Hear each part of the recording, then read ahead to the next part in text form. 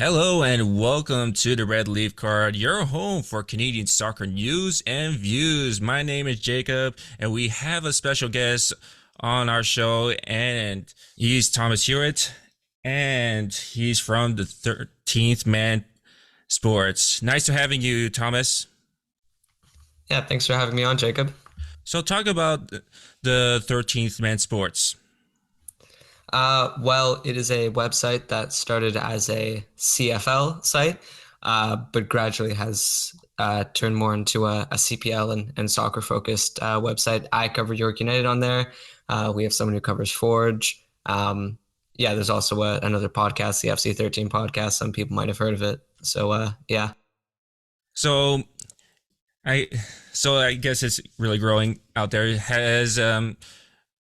Has been going to any other teams out there? Well, we've tried at points. We have a couple people based in Ottawa. Um, but I mean, we'll see. I'm not the one. I'm not the one in charge. So, but yeah, no, there is occasionally, I let go Ottawa. There'll be other stuff like league wide stuff on there too. Yeah, the I see that now we're seeing a lot of the growth of Canadian soccer out there. Now you have your first division Canadian Soccer League with the Canadian Premier League, and it's vastly growing. And now we do have now Canada hosting 2026 for the World Cup. Yeah. I mean, the growth recently has been exponential, and I mean, you see that reflected in the national team. You see that reflected in the growth of the CPL recently. An all-time high for attendance. That's pretty remarkable. And if you look at just this year's final in Hamilton, 2 years ago, the final was also in Hamilton, and it was completely different. Only one side was open. They didn't even sell out that side of the stadium. This year, you had the entire lower bowl open, almost 14,000 people, much better branding, I think quality on the field. Um, it's really exciting, and I think year by year it's going to get better. Which means in 2026, I mean, the CPL could be like exponentially better than it is now, which is crazy to think about given how far it's come. Yeah, even all the teams in the CPL. You even mentioned about the national teams. Forge FC that played in the Tim Hortons field. Actually, the national team for the men's Canada versus USA also played there, and now we're seeing the Halifax Wanderers, which is the Wanderers grounds, and they had Canada versus Brazil for the women's. Yeah. And also, on Vancouver Island, they're hosting an upcoming game, Canada versus Australia, which is exciting. Yeah, it's good to see the national teams kind of, taking advantage of the benefits of CPL, which, more stadiums, more infrastructure, more interest. And if they keep going to those markets, I'm sure there's some way to cross promote and have people who would only go for the national team start going to the CPL too. So it's very promising. Hopefully, Halifax has a new stadium on the way soon. I think we'll find out by the end of the year. But yeah, no, you're totally right. The national team playing in CPL stadiums is just huge for the league. Yeah, it's great. Even maybe one day we might see an IG field someday in Winnipeg. I hope so. I hope so. I think it would be you have to. It'd be tough to find a good time for it because it's usually either like really cold or really hot in Winnipeg. But hopefully, there's some way they can figure out to have a game there because they do have great fans in Winnipeg. The team has let them down a bit, but hopefully, if they get more competitive, the fans will start showing up again. Yeah.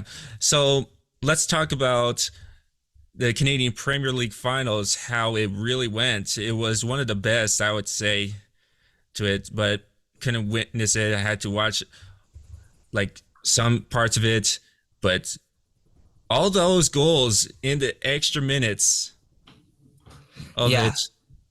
yeah. I mean, it was pretty flat for 90 minutes. I wouldn't say it was particularly exciting. It felt like a final. You know, both teams were very hesitant in every movement, trying not to make a mistake. Uh, it felt destined for extra time from the start of the game. I think it was one of those times where you could just see both teams kind of playing just to get to extra time. Forge had a goal disallowed, obviously.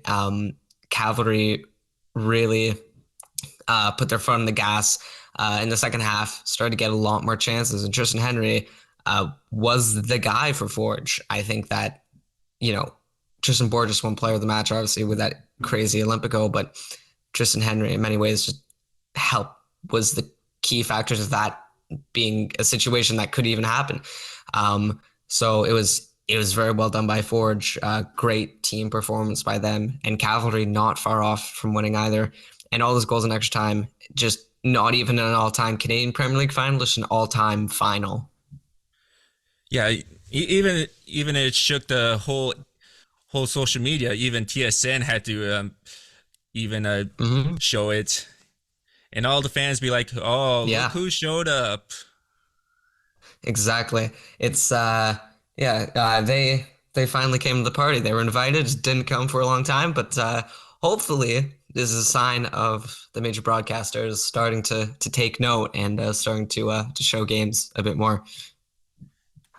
Yeah, even for example, we get a lot of support on for CBS. Yeah, yeah, that was very exciting. They definitely have figured out they're going to get a lot of interaction whenever they do that. So I'm sure that's kind of why they keep doing it. But I got the chance to meet Alexis from CBS. He is awesome. That was his first CPL game. He really enjoyed it. So I think in the future we can see more from them.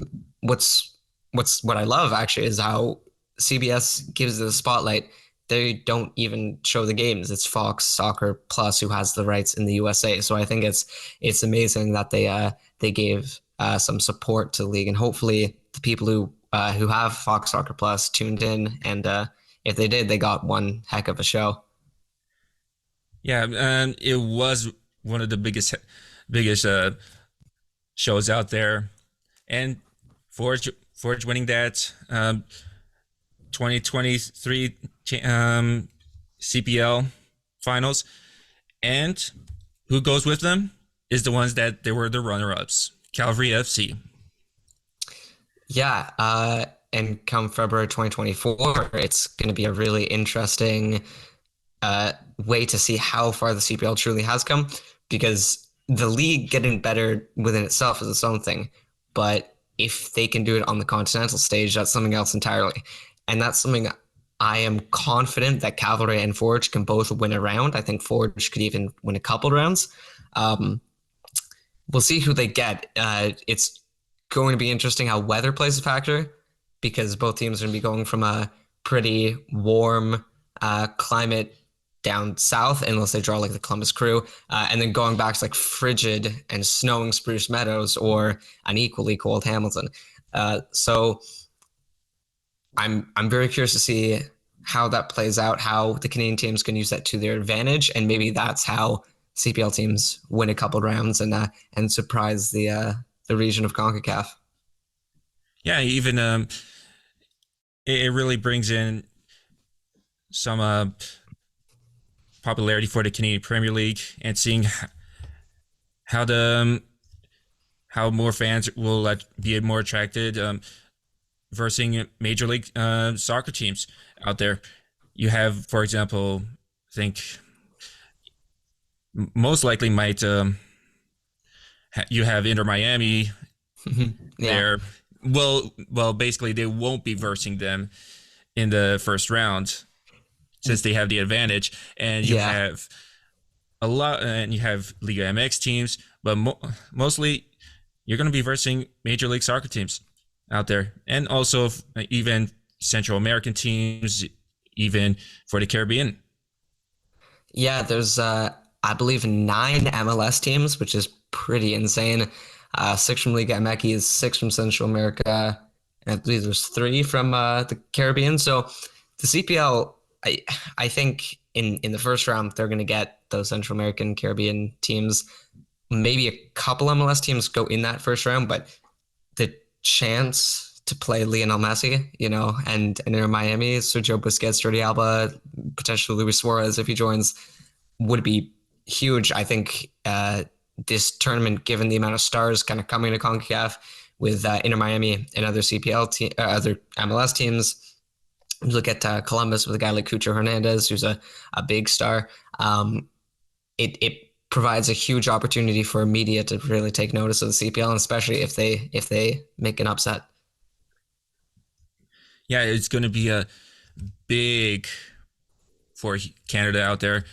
Maybe if Calgary FC has Inter Miami and they make it to the next round versus Inter Miami, you're going to see some sold out. But if it's the question, will Leo Messi play? Yeah, I've got to imagine that he doesn't make the trip to Calgary, but I could definitely see him playing them at the reverse leg in Miami. Um, even if it's not in Canada, even if a CPL team plays him, it would be just yeah, it'd just be huge and total dream scenario for the CPL. Even if they lose by a lot, having that opportunity, having that platform, is so important going forward for the league. Well, to be honest, if Valor FC fans were dreaming of going to being them, they would be selling out the whole thing. For sure. Winnipeg, they have a great stadium, not the best turf, as I've heard, but a amazing stadium. And I mean, you look at the set of fans that the Blue Bombers has. If Valor had like even half of that, and they went to their games, they'd be much more of an atmosphere because the Winnipeg stadium is built to kind of keep noise in, and the Blue Bombers have really loud fans. So if Valor can find a way for that to translate over to soccer, they'll need to be more competitive, but for sure, yeah, amazing stadium. And if Messi was to come up here, you might hope that there are bigger stadiums for more revenue, like Tim Hortons Field, for example, 28,000. Spruce Meadows they can only hold about 5,000, I think. So maybe not the best for the league revenue wise. But if Regina had a team, that would be a great area. I would love that. I would try to get there to a game at their Mosaic Stadium, which is definitely beautiful. We do need a team in Saskatchewan, anywhere in Saskatchewan pretty soon. I think that's an essential.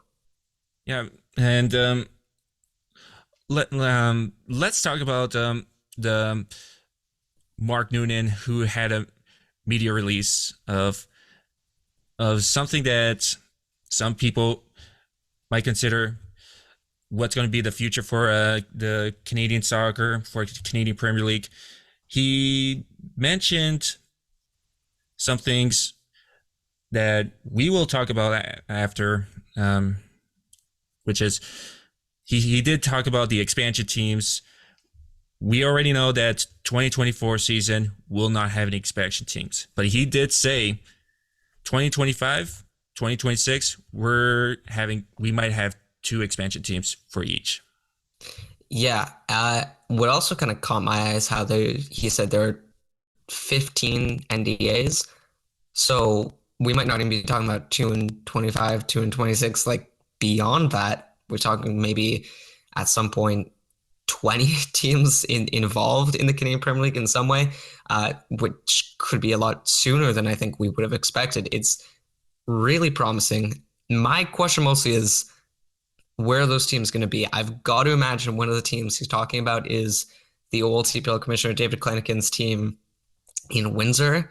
I'm sure there's a lot of interest within Ontario, but the league right now, they're trying to spread it out coast to coast. So I think for 2024, you've got to, touch on the elephant in the room, which is not having a Quebec team. That's got to be done or 2025, sorry. Having a Quebec team in 2025, it's essential that they have that because, I mean, let's be honest, if you want to make a truly Canadian league, leaving out Quebec it just doesn't feel right. So that they'll definitely do that. I'm sure they would like to have Edmonton back as a market if they had a better ownership group, better marketing. That could actually be a success. The city of Halton Davies is from. It obviously has potential. You saw that when Canada played a couple games there in World Cup qualifying. So it's very promising. There's only so many markets in this country that could potentially support a team. So it'll be interesting to see uh, for the two teams in 2025. That's a bit more simple. Probably Quebec, maybe another one in Ontario. For 2026, do they go more in the prairies? Do they add another team out east? That for me will be the most interesting group of expansion teams to watch. Yeah, even you mentioned Windsor of former Commissioner David Klalickin. Um, I know he's partnering with former, I think he's a former owner of the TFC Windsor, which is now Windsor City. Yeah, I believe so. So the they were deciding to try to have it at Windsor Stadium. That's what I've heard, but I think that's might not be a possibility into that, and they're trying to find it at a somewhere else that I've heard. Yeah, I think there might have been talks of building a new stadium. I think there are some renderings online that you can that are available of a potential new stadium. Personally, I would hope that that's the case. I think it's good for the CPL if they have bigger stadiums because realistically Halifax is a bit more of a unique case, but you don't want every team playing in temporary grounds. Uh, I think you'd prefer genuine permanent stadiums in that city and soccer, permanent soccer fields. Natural grass is ideal, obviously, but most of these teams going to have turf for a while in this league. But we'll see. I hope that the renderings that they created, if a team is actually confirmed, I feel like one of the CPL's things with expansion teams is they need to have, after the fallout of the Saskatoon dilemma, I think they need to, they're only going to grant expansion teams where there is a stadium plan set in stone. So I feel like Windsor, if they actually present that to the city and say like we'll have a team if we just build a stadium, will be quite convincing that they'll get one. So now even you also Quebec for that it's really kind of tricky to try to get a team in Quebec.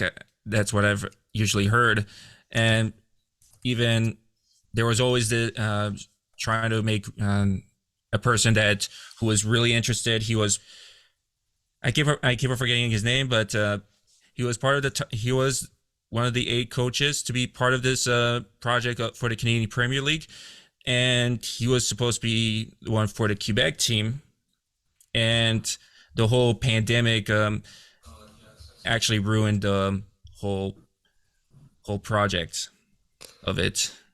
Yeah, the pandemic was definitely rough for the CPL.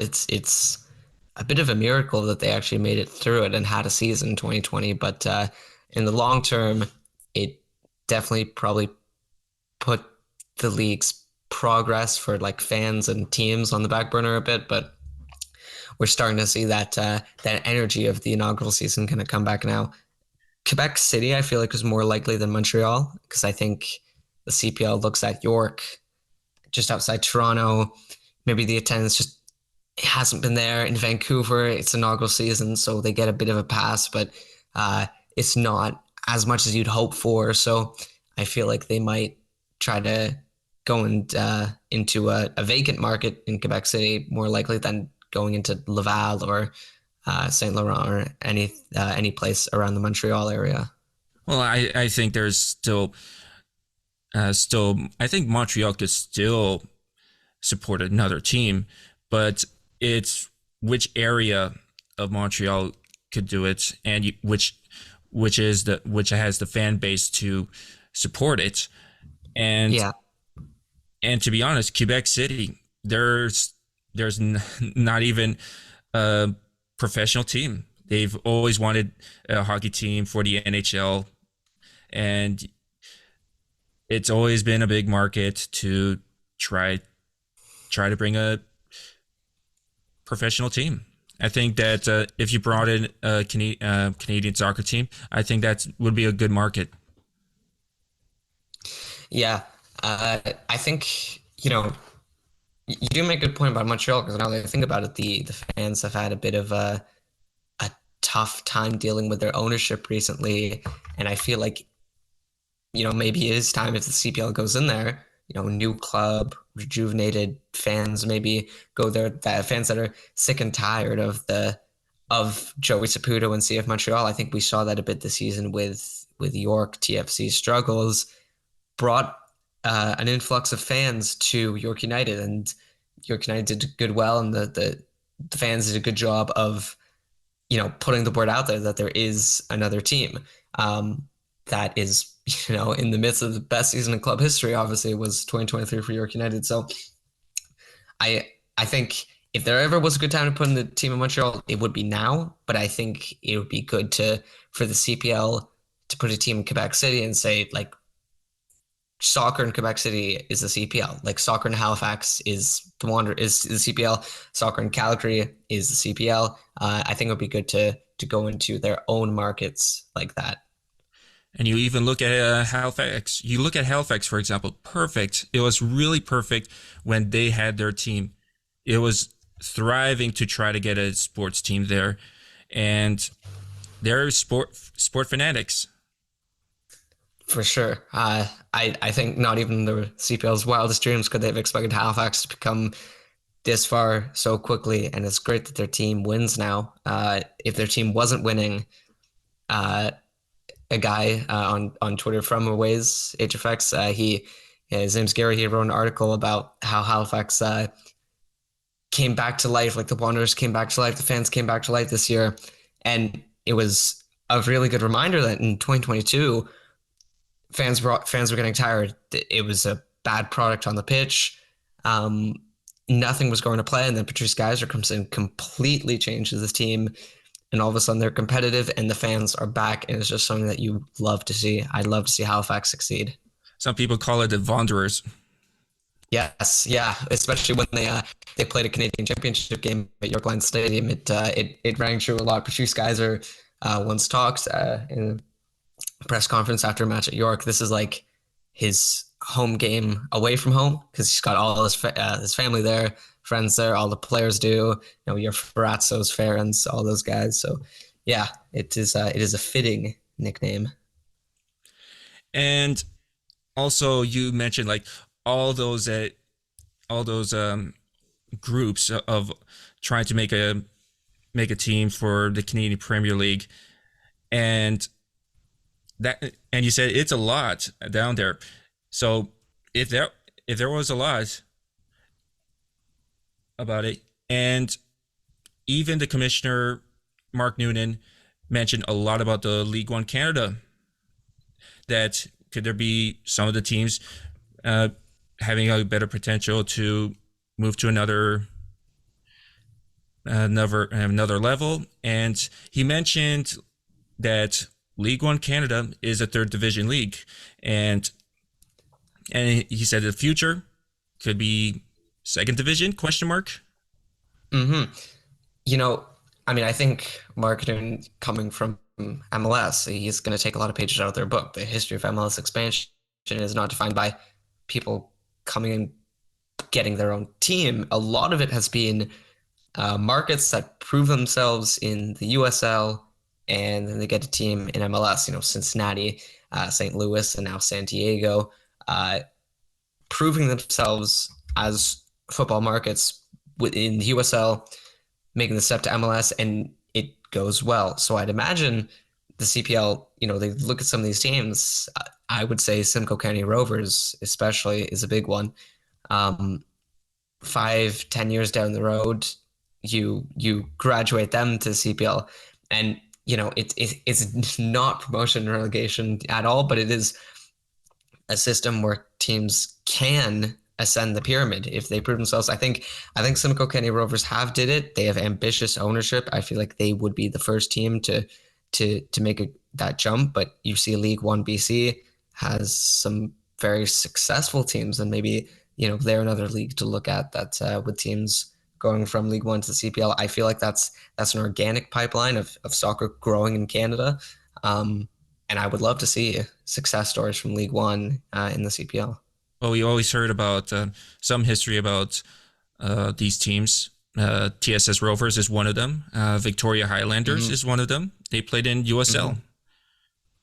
And Yeah, now I could bring up one other team, League One Quebec, CS Saint Laurent.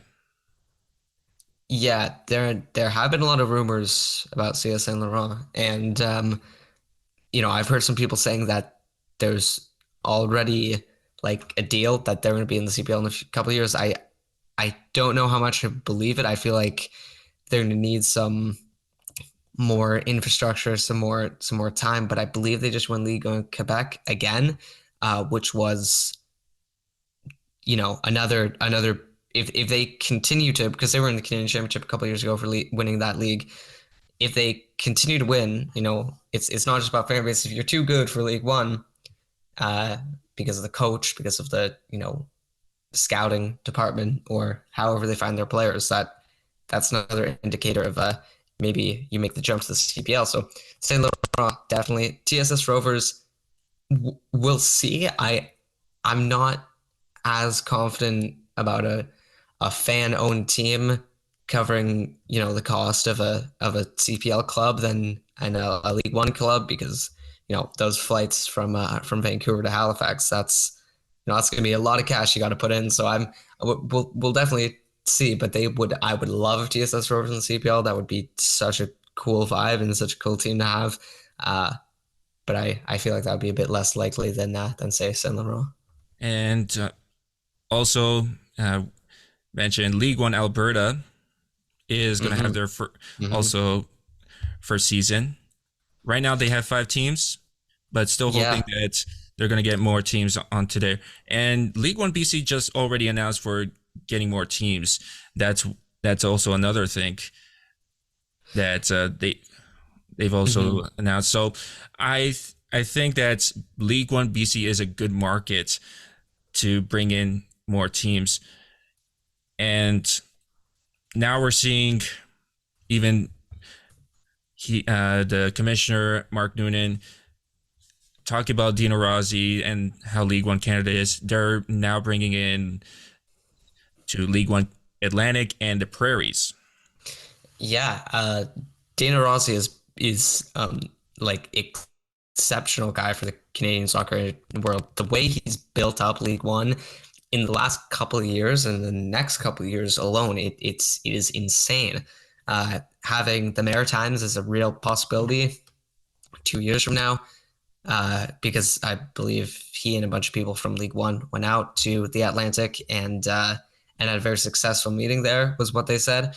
And then the Prairies is another huge opportunity, and especially for the CPL, I could imagine that they would be pushing on League One to open up in the Prairies and more in the Atlantic, more than just Halifax. We're talking Moncton, Fredericton, place like Sydney, Nova Scotia, something like that too, would be huge. So I'd imagine the CPL is also playing some sort of a role in these talks, saying if you're good enough in this league, you can come to the CPL. But yeah, Dino Rossi has done an exceptional job, and he's so valuable to have in the Canadian soccer world. I'm so glad we have him, because you look at growth of soccer, it starts at the grassroots, and a lot of these League One teams are grassroots. So the chance of that pipeline, it only expands, and he's played. And about there's always a lot of good big teams for that League One Canada. I've heard. So the Prairies, there was a possibility that Thunder Bay Chill would be in there. There was announced that FC Manitoba was going to be in that discussion for it, and I don't know what the other ones that were actually announced to be in there, but I think that the confirmed one was FC Manitoba would be in that League One Prairies, but Dino Rossi did say about Thunder Bay Chill being part of it. So Yeah. that's a question. If Thunder Bay Chill will be in there. Yeah, I think he suggested the possibility of it. But Thunder Bay Joe would be excellent to have within the Canadian soccer pyramid in some way. Uh, is I mean, we've done a lot of talk about good markets, but I feel like that is a market that seems to be built for a League One team that could support it well. Having Thunder Bay in the Prairies League would be a bit strange, but obviously it would be quite the away day for, say, like, Electric City from Peterborough to go all the way to Thunder Bay for a League One Ontario game. But yeah, I mean, it makes sense. I don't see why not. They could say that USL League Two is currently a higher level than like an expansion League One league, but we'll see in the next couple of years. Maybe it's not right. Maybe League One has surpassed USL League Two in a couple of years, so Thunder Bay chooses to join the Canadian pyramid.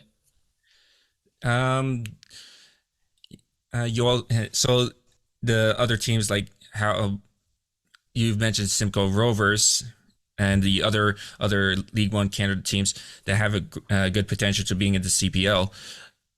And I've mentioned second division. Is there a Do you think there is a possibility for promotion relegation? I think there definitely is, and I think if there are truly 15 groups interested in CPL, if the CPL grows a lot, I could totally see that, and I think it's more of a thing where just it wouldn't be so sustainable to have, in MLS you got what, 30 teams in it.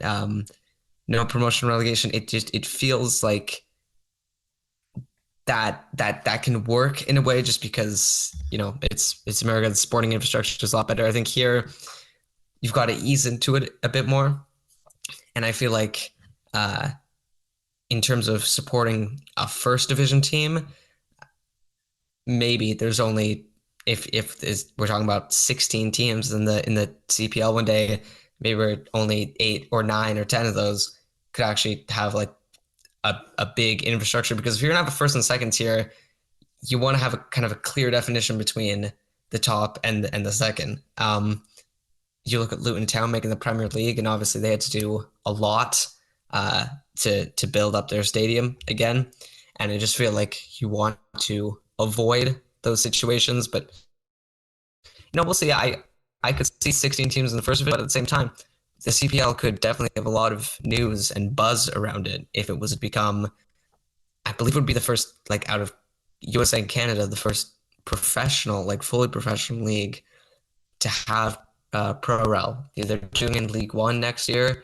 I think if the CPL did it, that would be quite the moment, because I'm sure a lot of people would want to cover that.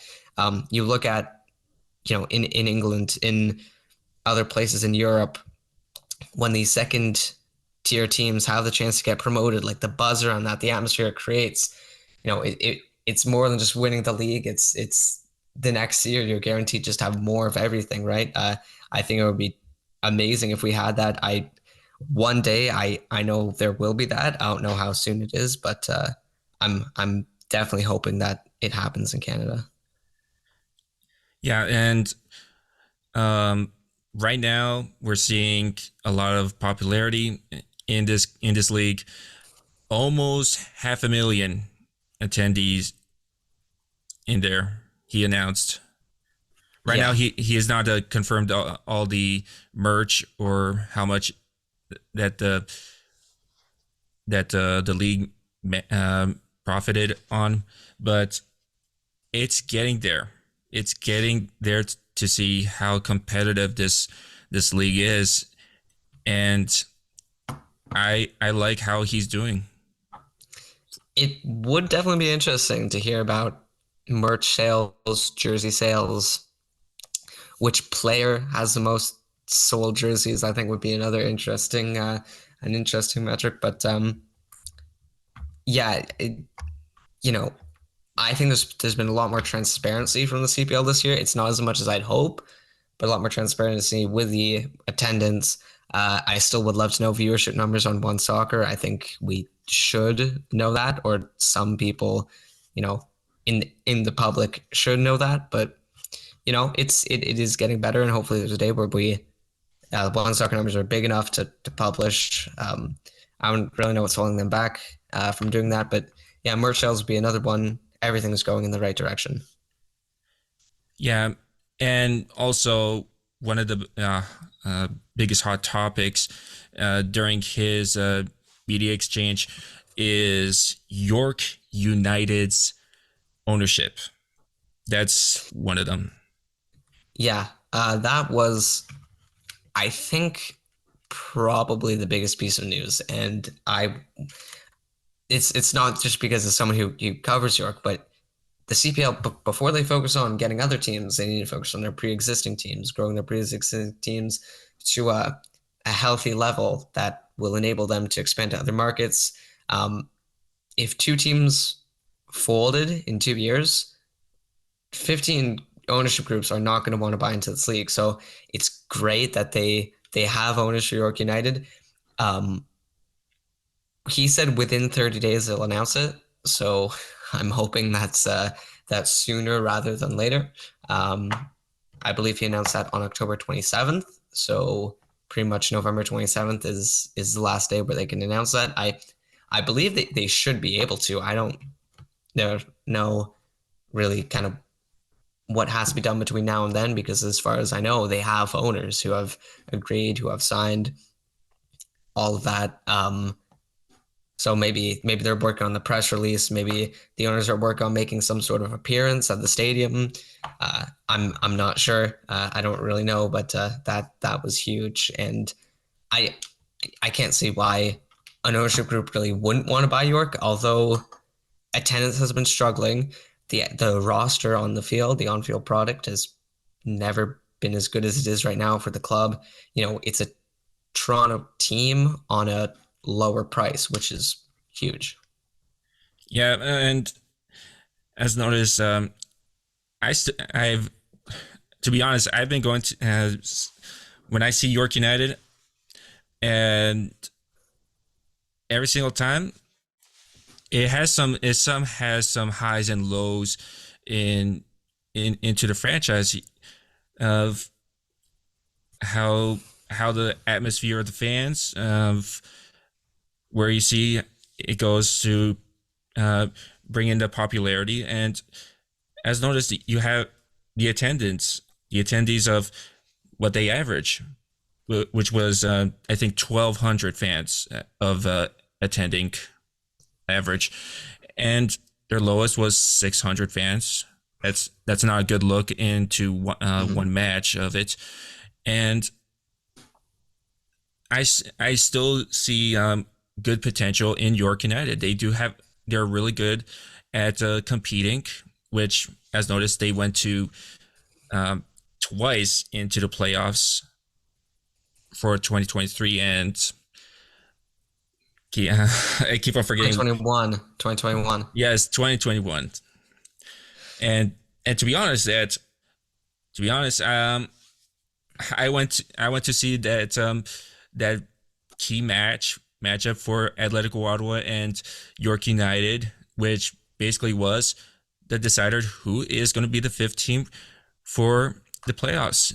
Which was outstanding to see. Yeah. That some of these fans that didn't want to go to a York United game should focus on seeing the caliber of this team. Is it a good market? Yeah, And exactly. Yeah, I remember seeing you there. It's good to see. A lot of people show up. From the podcast side, from the fan side. It felt like a very big kind of event for a CPL regular season game. And yeah, the match was outstanding. And I don't think the attendance number was ever posted, which is a real shame, because I'm pretty confident that it was around 2,000 people, which I think the only higher attendance than that this year would have been the Canadian Championship game versus the Whitecaps. But yeah, all the fans there treated to a great match of football, and that goal by Kevin Dos Santos at the end, huge. It's a banner moment for the club. I think, in my opinion, that's something. No matter how many years moved on will be from that, everyone will look back and remember that goal and remember where they were, especially if they're at the stadium, because that was a truly incredible moment for the club that I think proved itself. It got a lot of, I think, respect after that, especially with a lot of traveling Ottawa fans, but a lot of York fans there too, which was great to see. So yeah, that last game was something special. Also, got to see York United going to Halifax when which they won 2-1. Yeah, they love playing in Halifax. I think they're unbeaten in their last three games there, which is pretty crazy considering no team is like remotely close to that. York won both games in Halifax this year, and no other team won both games there, which is so that's pretty outstanding. They're road warriors for sure. They love playing on the road. They love spoiling the party. They love having any type of atmosphere, no matter who the crowd's cheering for, any type of atmosphere. It pushes them on. It gets them motivated to silence the crowd. They really like doing that. There's a lot of guys who just are so good at just proving it. And no matter the game or who they're playing. Yeah, and for the whole ownership, the whole York United ownership, we could go back to it, is that the previous owners is that was on a project to try to go for to make a project with the Woodbine into at the Woodbine racetrack to make a stadium there, and now the whole project just fell apart. Which Yeah. Well, I mean, it's an interesting situation. I don't have much insight into it at the moment, but I think the Bald Stars leaving was it certainly didn't help. And we'll see the new owners might say, we don't want Woodbine. We want a much more like centralized location closer to the city, which, I could see that being the case. Based on what I know, though, what people have said, it's, the Baldessars are, some of the top real estate people in the GTA. They didn't have much in it. It was more of a Woodbine thing. I think preparing for the 2026 World Cup, they wanted that to be a practice center for one of the teams, which would have been a huge draw. They're building a big casino there. They have a lot of plans as to how they can kind of reinvent a horse racing track. So uh, I'd imagine that they're still interested. They just haven't had anyone from the York side to talk to about it, which obviously that's gonna stall a lot of things. But if I'm the new owners, given that is still on the table because there's still renderings of it from the 6-5 Sports and Entertainment Group that owns Pacific and Vancouver FC. They built a stadium. They made a stadium building company. I think they're still involved. It's definitely interesting to watch, but it's definitely still on the table, which I think is big. Yeah, and Mark Noonan also tried to even also say trying to bring in high class ownership for it into it is, and this is a big question. Who are you trying to get for a world class ownership for York United? Yeah, you know, it's I personally I don't know, in the CPL's books right now, who is world class, who isn't. I personally I wouldn't really know what they would define as that, but I have a strong feeling that it's not an Ottawa situation where there's a European club buying into the CPL. I really don't think it's that. That's not the gist I'm getting from this because I don't know if Noonan would consider that world class. Is it really world class if a big European team is just opening up a club and using their brand and all their riches? Is that world class, or is it world class to have a ownership group that's not a club, is it world class if it's people just buying into football but with an experienced resume, outside of sports or just outside of soccer. If there's maybe an ownership group from a hockey team or a baseball team, we'll see. But I imagine when he says world class, he means just people who have a name and are committed to growing the team. Like for example, that York United used to be called York 9 FC, and they decided we have to make a rebrand of the team. So, and they decided York United. So, that is what fans do struggle with. Is there going to be a new rebrand of the team name if you're going to bring in a world class ownership from Europe or anyone who owns another soccer team that has the team name of that they represent? Mm-hmm. It. I mean, the branding and the marketing is something else. It's definitely its own whole podcast topic because it can be a bit strange at times. Is this a Toronto team? Is it a York Region team? Is it just a Vaughan team? Like no one really knows. And I've got to imagine if I was a new owner, I think you can keep the colors, you can keep most elements of the crest, but maybe you call it Toronto something else. Maybe you call it like Toronto United. Maybe it's a subtle change like that, but more people suddenly feel like you know as oh, there's a Toronto team. Like let's support it. York is just it's not it's it the people who know about it and love it, but a lot of people just wouldn't really know where that is. I feel like in Toronto, like oh, okay, York, are they doing that because they're, in York, or are they doing that because that's the old name for the city of Toronto? Do they play in the GTA? Do they play in Toronto? And no one really knows. It doesn't help that York Lions Stadium isn't really either, in terms of location. So definitely some things need to be done. I think a permanent stadium would be great, something that is built around the club, and maybe a move somewhere just close to the city or in the city. There's got to be a place where they would be able to do that, able to to renovate a place. I think Lamport, if that some serious work needs to be done on it, but if that work is done, it could be a prime time location. I think if these owners are deep pocketed, you've got to look at that and say, well, here's an opportunity to go right downtown.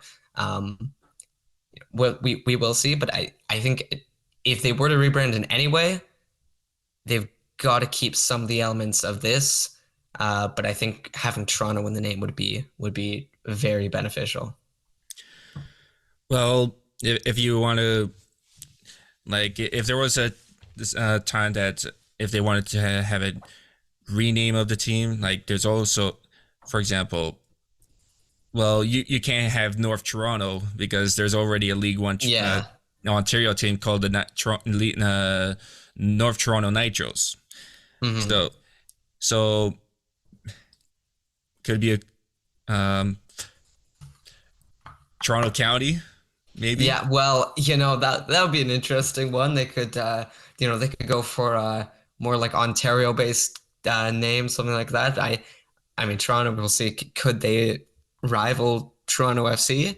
Probably not. But if they at least name the team Toronto, move somewhere like that's really in Toronto, maybe we're talking about the situation where they are able to equal TFC.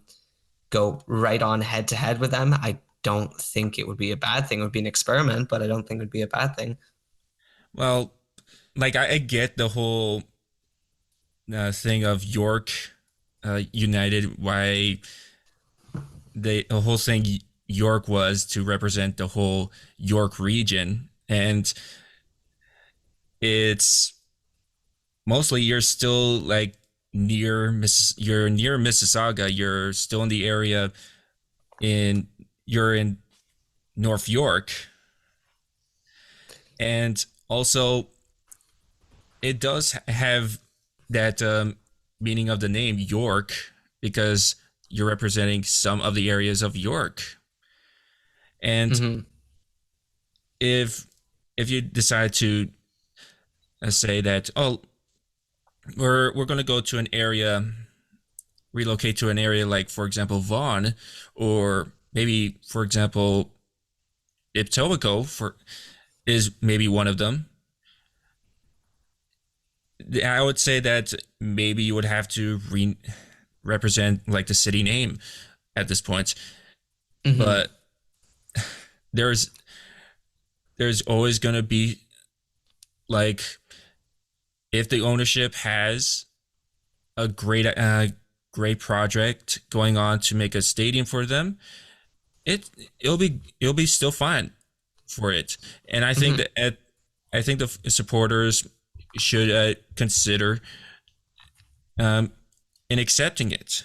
If if you're looking at right now, supporter groups really are in this whole thing of panic of who's going to be the ownership.